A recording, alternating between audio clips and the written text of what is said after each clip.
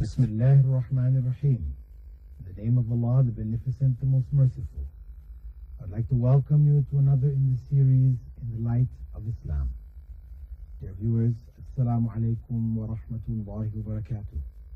May the peace and blessings of Allah be on each and every one of you. With that, dear viewers, I'd like to welcome you to share in the thoughts of others, their questions, their queries, and what light does Islam have to shed on these questions and queries.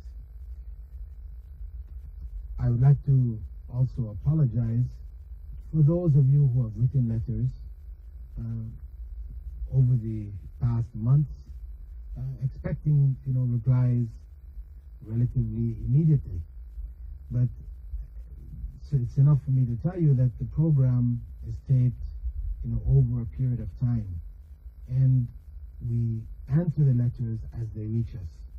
So if your letter is not answered this month or next month, inshallah, God willing, it will be answered in the months following. I should also like to point out that if there are questions which are rather sensitive, which cannot be read on the air, these can be answered personally through the mail or by telephone if you give your name and address and telephone number, and you indicate that you would not like your name read over the program, or you would like a personal answer to your question. And you may send your letters to In the Light of Islam to me, Dr. Bilal Phillips, P.O. Box 111, Sharjah TV, Sharjah. With that, dear viewers, we'll look at the first question we have for today. This is a question coming from Dubai, and the writer has asked that his name not be disclosed. He asks, "Dear brother, I am trapped in a very serious problem for a long time. I am writing this with the hope of guiding me to a solution in the light of Islam. So many terrible thoughts and whispers against the true faith, which I never like or agree, appear automatically, suddenly, sometimes by thinking in my mind. When I try to forget and clear such temptations, they force me to think and to bring them to appear in my mind again and again. It comes and disappears like lightning, irrespective of time, place, and sometimes remain for a while. These are very, very dangerous. I never, even at any cost in my life, agree or like these, and according to the whispers which come to my mind, I am not willing to write about them because I'm afraid even to think about them. Is it a mental problem or because of waswas? What I have to do in this situation? Is expiation required for this? Dear brother of Islam, please help me, giving me a solution in view of the Quran and Sunnah. I'm awaiting your valuable reply." And my dear brother, and for all of you viewers who share in this type of a problem, we should understand fundamentally that everybody experiences whisperings in their lives, thoughts which may come to our minds, which seem to come from nowhere. We have no idea where did these ideas come from. We weren't contemplating them or anything, but they just come to our minds. Or sometimes we may see things which trigger thoughts. We may hear statements which further trigger thoughts. This is part of life. Very few human beings, if any, are free from such trials. Of course, God has been merciful to us in this regard, in that He informed the Prophet, may God's peace and blessing be upon him, to inform people that whatever thoughts come to the minds, Allah does not hold people to account. unless they speak about them or they act on them. That is, because this is a situation which is beyond our control to a large degree. Not in every case, of course, some of it we can control. Because if we don't read certain things, or we don't look at certain things, or we don't listen to certain things, which induce these kind of ideas, then we can protect ourselves from much of these things. However, even if a person is careful, there are still thoughts which may come to the mind, and they may be evil thoughts, corrupt thoughts, or whatever, and we have no way of stopping them. But the point to note, so that we don't fall into despair, is that Allah forgives us for this. We're not held to account for it, as long as we do not speak on it or act on it. That is, speak on it meaning that we promote the idea. That speak on it doesn't mean that you ask people for advice. If these ideas come to your mind, etc., and for you to ask people's advice, please, I'm having these bad thoughts, etc., please help me. This is not considered speaking on it. Speaking on it means that you have a bad thought and you convey that bad thought to others. So others will share in the bad thoughts. He said, now, your act of conveying it is an evil act. You're passing on evil. Similarly, if you act on it, meaning the evil thought came, corrupt thought came, suggesting something, and you now put that into practice. You go to follow that thought. You've submitted yourself to that thought. This is now when you're held to account. When the thought transfers from the realm of theory to practice. Where it was only a thought, you're not held to account. Where that thought now becomes an action, either spoken action, the spoken word is an action, or in terms of your actual deeds, doing things. So, this is the first point to note. And this is important to avoid falling into a state of despair. As our brother who has written in here sounds as though he's in a state of despair. He doesn't know what to do. He's overwhelmed by these thoughts.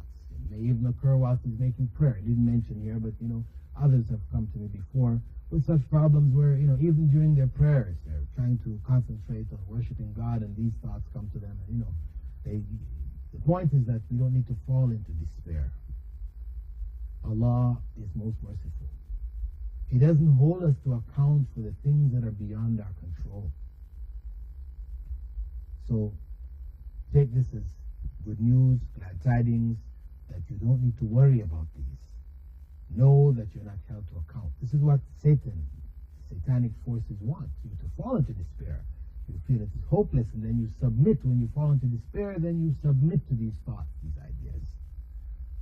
And you feel there's no point, I can't escape it, it's me, God will not accept from me anything, and then you go in this path. However, this is not the case. God is most merciful. There's a second side to this question, though. If these thoughts are being induced by our actions, for example, we are watching corrupt films on television or video, or we're reading corrupt books, literature, etc., or we sit in the circle of corrupt people, we listen to corrupt conversations. You see, if this is our environment,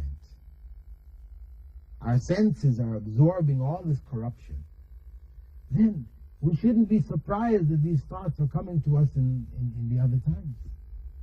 Because we have created this environment for ourselves.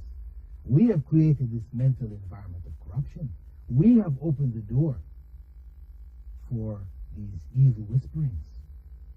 So, first thing to do for a person to deal with this, after knowing, okay, we don't need to be in despair about it because God doesn't hold us to account. The next step, having understood this, how to deal and to overcome this, first step has to be to remove that corrupt environment. If we're watching such films, we have to stop. Because these are fundamentally haram. They're forbidden in Islam. They're forbidden. Why? To prevent this from happening to us. To listen to such stories or to read such information in novels, these, sex novels, these type of things. This is corruption. These are forbidden to us. So once a person removes this kind of corruption from his environment, then automatically he or she will find this type of whisperings, etc., will decrease. They will start to decrease because there's less input. Of course, there remains corruption in the environment which is beyond our control. We may be watching the news and something comes up on the news which may spark a thought. Or we may be watching some program which is perfectly legitimate, has nothing negative in it, and then something pops in. It may be in an advertisement, maybe reading the regular newspapers, and there's something there. There are things which are there now beyond our control, which may just catch us. Okay, in these circumstances, whenever we see such things, then we have to train ourselves to avert our eyes from them. That is, we look away. We control our eyes. As Allah says in the Quran, to tell the believing men that they should lower their gaze. And the believing women similarly. Lowering their gaze from corruption. When it comes to us, we turn away. As the Prophet Muhammad, may God's peace and blessings be upon him, had said, that the first look, if we see something accidentally comes across our view, etc., this is not held against us. But it is the second, when we continue, after seeing, realizing what this is, then we continue to enjoy something which is corrupt. Or after looking and looking away, we're looking back again. So we have to gain control over our senses. And this is what the prayer is about. The prayer itself trains us in terms of where we're looking, because during prayer, when we begin the prayer, we're not allowed to be looking up and to the right, to the left, down, and all over. No. We are supposed to focus on the point of prostration. And this is where we maintain our focus while standing. When we bow, our focus shifts to a point directly in front of our face. When we sit, our focus shifts to our finger that we're pointing as we are declaring our faith. So there are different points that we focus on during the prayer. This is controlling our eyes. And the Prophet Muhammad, may God's peace and blessing be upon him, had said that Satan steals from our prayer by getting us to glance around in prayer. So, see, this is, the prayer is there for training us, not to allow Satan to draw us to be looking at things that we should not be looking at. So, after understanding that we are not held to account for thoughts, then we have to look at the source of those thoughts. The source which we can deal with, which has to do with our environment, the environment which we have chosen, we should try to correct, remove these corrupt things. Our friends should be those who remind us of Allah.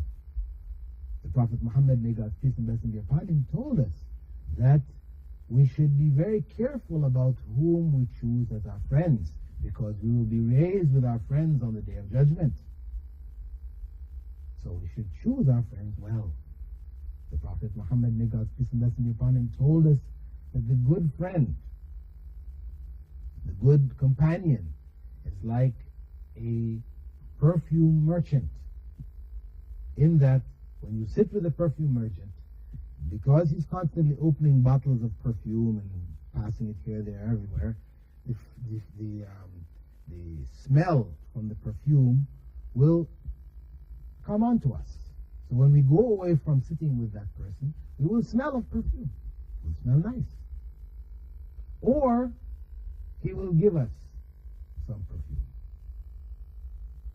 Whereas the evil companion is like the blacksmith. He's beating the iron on the, heating the iron on the forge and beating it with his hammer, and sparks are flying, smoke. So when you're in that presence, smoke is going to get into your clothes. When you walk away, you're going to be smelling of smoke.